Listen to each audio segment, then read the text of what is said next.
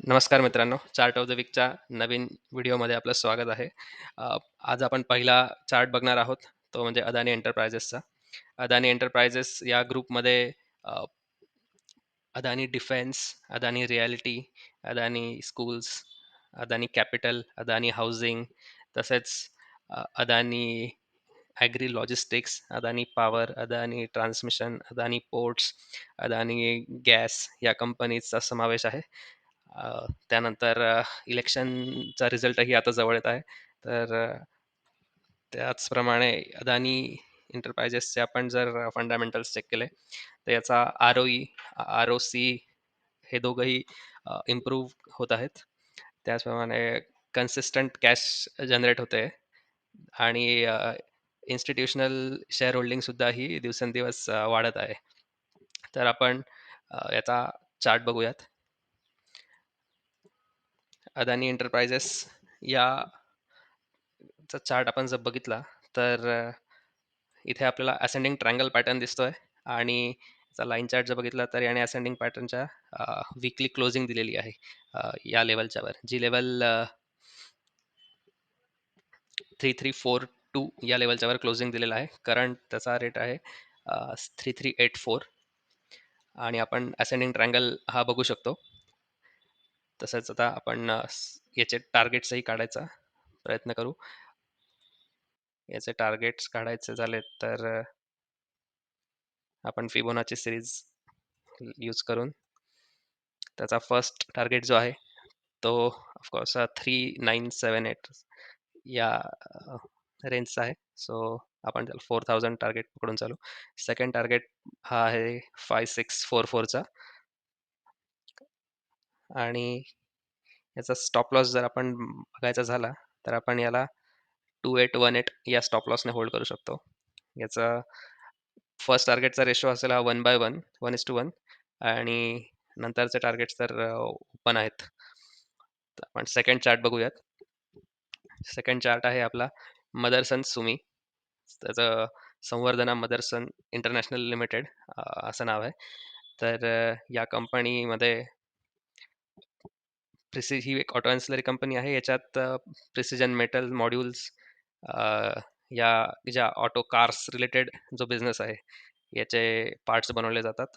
Majorly या कंपनीचा business हा कार्स आणि पॅसेंजर व्हेकल्समध्ये लागणाऱ्या प्लास्टिक पार्ट्स आणि पॉलिमर प्रोसेसिंग, प्रिसिजन मोल्डिंग आणि फुल्ली ऑटोमेटेड पेंटिंग असा आहे.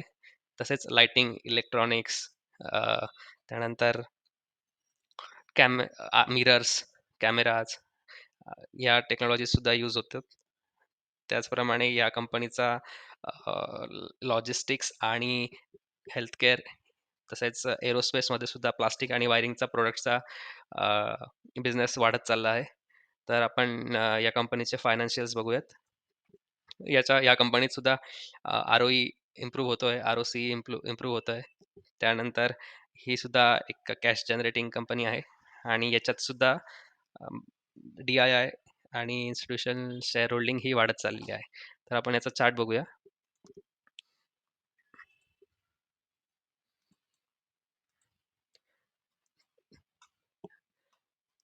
याचा चार्ट बघितला आपण, त्याचा लाईन चार्ट केलेला आहे आपण. तर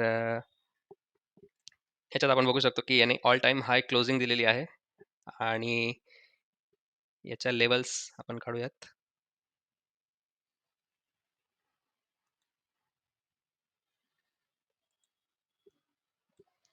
जसं मी म्हटलं की याने ऑल टाइम हाय क्लोजिंग दिलेली आहे.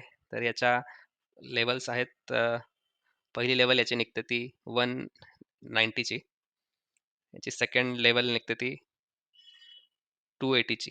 तर हा आपण विकली चार्ट बघतोय आणि याचा मंथली चार्ट जर बघितला आपण तर या चार्टमध्ये आपण बघूया की हा अजून मंथ संपलेला नाहीये, पण 4 दिवसातच याची जर क्लोजिंग 133च्या वर असली तर आपल्याला हे जे टार्गेट्स आपण डिस्कस केले ते नक्कीच आपण घेऊ शकतो. आणि हा चार्ट जेव्हा 106च्या लेवलच्या खाली जाईल तेव्हा आपला हा पॅटर्न फेल झाला असं आपण म्हणू शकतो. मी 106ची लेवल मार्क करून घेतो. त्याचा स्टॉप लॉस 106 असेल. त्याच्यात खूपच मस्त रिस्क रिवॉर्ड रेशो आहे. जो की 140 याचा करंट प्राइस आहे. 10535 आणि वर बघितलं तर 50 जवळपास 50 आणि सो 35चा स्टॉप लॉस, 50चा टार्गेट फर्स्ट आहे आणि त्यानंतर तर 290 पर्यंतचे टार्गेट्स आहेत. सो याचा तर रिस्क रिवॉर्ड रेशोही चांगल्या प्रकारचा आहे. तर तुम्हाला जर हा व्हिडिओ आवडला असेल तर नक्कीच लाईक करा, शेअर करा आणि सबस्क्राईब करा. Thank you.